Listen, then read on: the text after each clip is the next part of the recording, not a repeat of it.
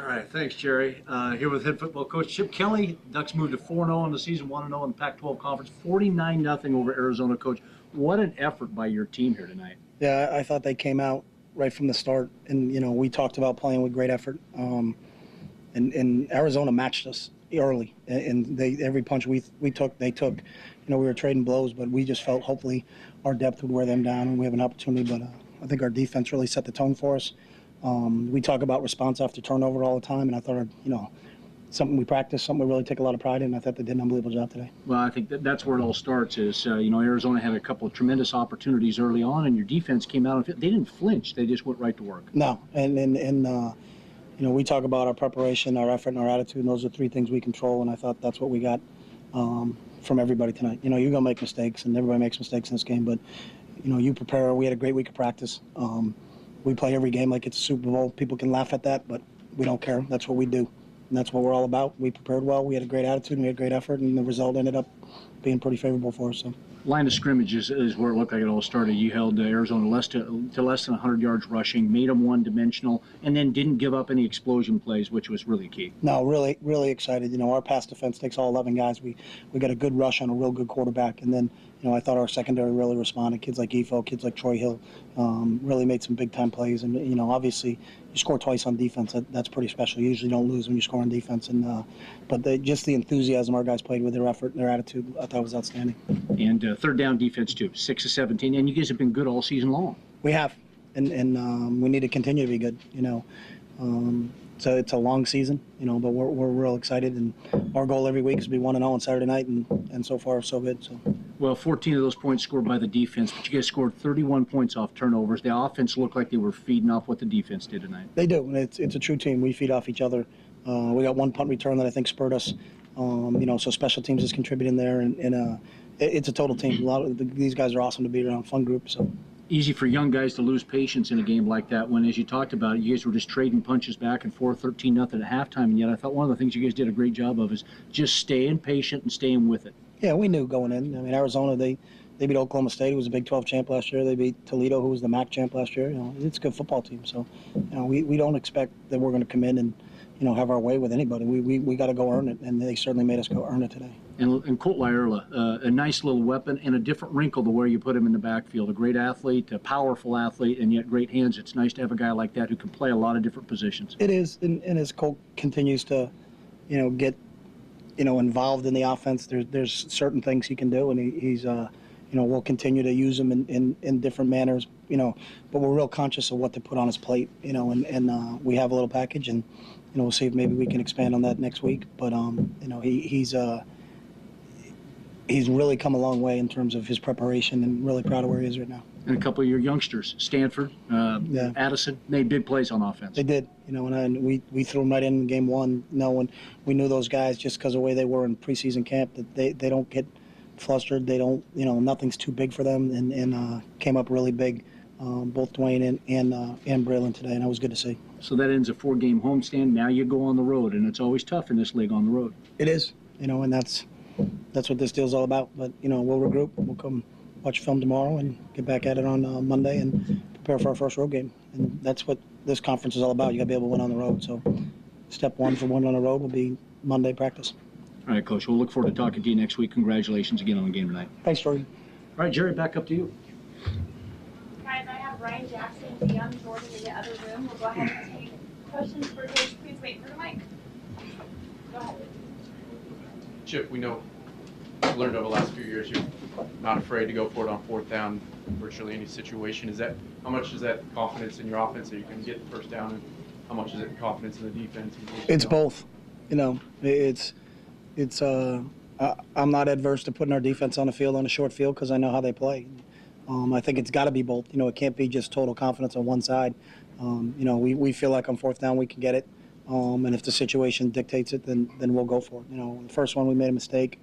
We weren't all on the same page, and a little bit of a bust. But our defense went out, and that's what I think. And turn it over on fourth down like that, to us that we consider that a turnover. So again, our response after turnover, and that's the one stat that we really talk about, I thought was outstanding, and that's a difference in a football game.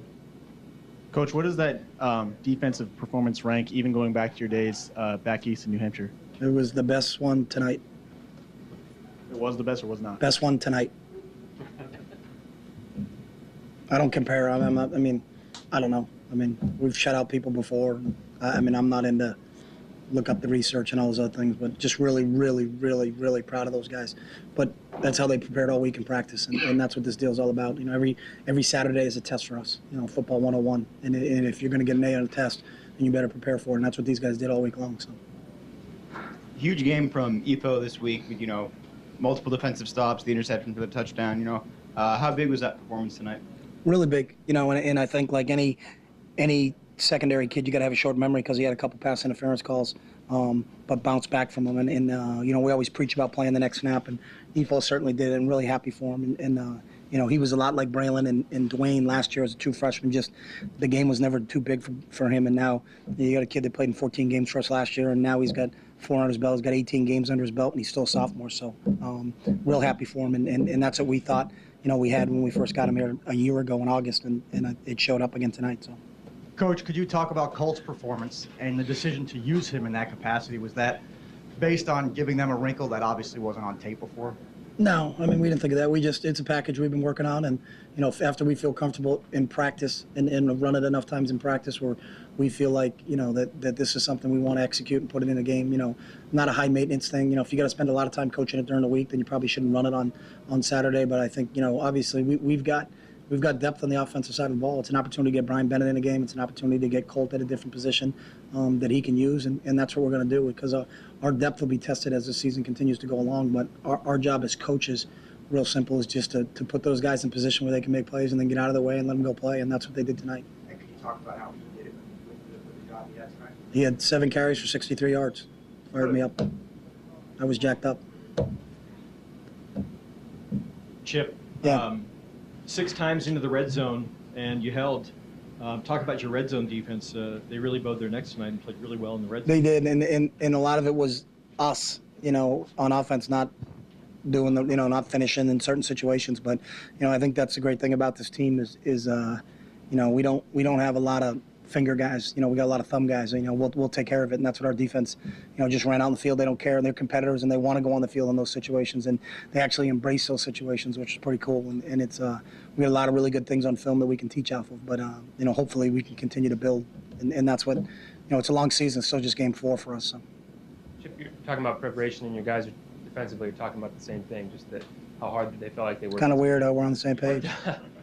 What's your confidence level when you get through to the end of a week of practice that you kind of know what to expect from guys? I mean, I don't know if you expected 49-0 or if you expected them to have a shutout effort, but what's your confidence level in that regard once they put together a week like that? Yeah, I don't. You know, it's a good question, Rob. We don't put a point total on it or think about it that way. But it's, you know, it's almost like you studied really hard for the exam, and you can't wait for the professor to put it on your desk. You know, like and then all of a sudden you get the first question, and you know, obviously, you know, probably question 10 through 15 was pretty tough on us because we struggled a little bit. But the second part of the test we breezed through pretty good because you gain a confidence from your preparation, and that's what our guys.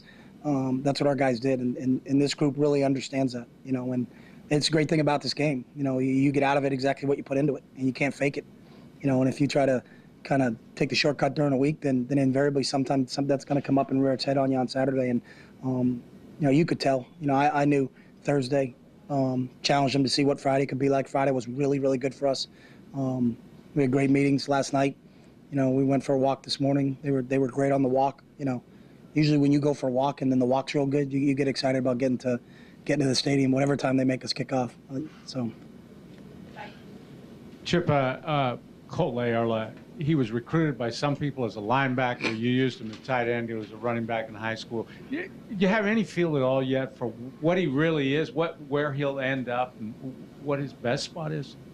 No, you know, it's a good question. You know, we'll continue. I think the one thing about him, you know, because he could be a linebacker, he could be a tight end, he could be a running back, is that his versatility is the key. And then, you know, that's a fun part of as a coaching staff is that you get, you know, you got some weapons that you can kind of, you know, say, hey, maybe we can do this or maybe we can do that. You know, and it's, you know, it's not a one-man show. And obviously to be successful long-term, it can't be a one-man show. So to see him emerge, you know, in a capacity that, you know, we felt he could do, but it was a matter of, you know, how much are we going to put on his plate? Let's kind of get him up to speed on where we are, and you're starting to see that. And it's the same thing. You know, he had a great week of practice himself, and see the confidence that he played with today. So.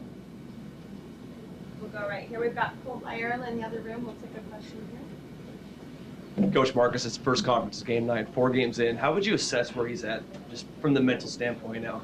Face a conference foe going forward. Happy with Marcus' progress so far. You know, I think he's grown in every game, and that's a great thing about Marcus is that he very rarely makes the same mistake twice.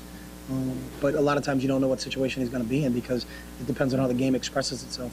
And you know, he's got such a great demeanor to him and such a great outlook on things.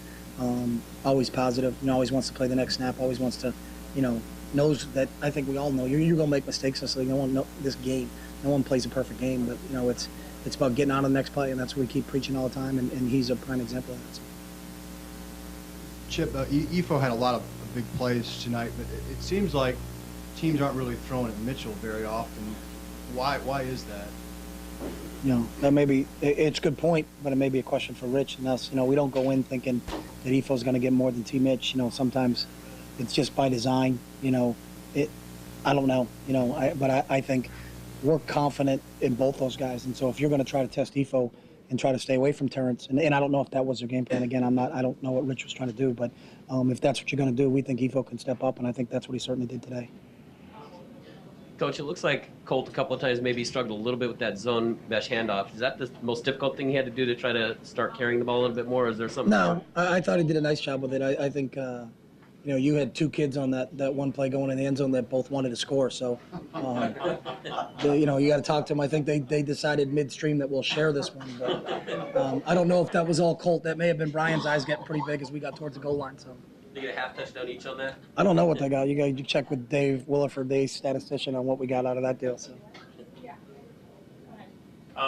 Brian, do you talk to him leading into a possession that he's going to be involved, or how does that work out? Yeah, we just practice it, and he knows when we call for that personnel group that he's got to be up ready to go. So, you know, it was in this game plan. It was we were going to use it at any opportunity, and so he had to be prepared the whole game to go in and play. And you know, it's nice to be able to have weapons like that you can bring in Brian in a game. You can bring Colt in at running back to complement what Marcus and DeAnthony and obviously Kenyon are doing back there. But it just really speaks to the depth that we have right now. So.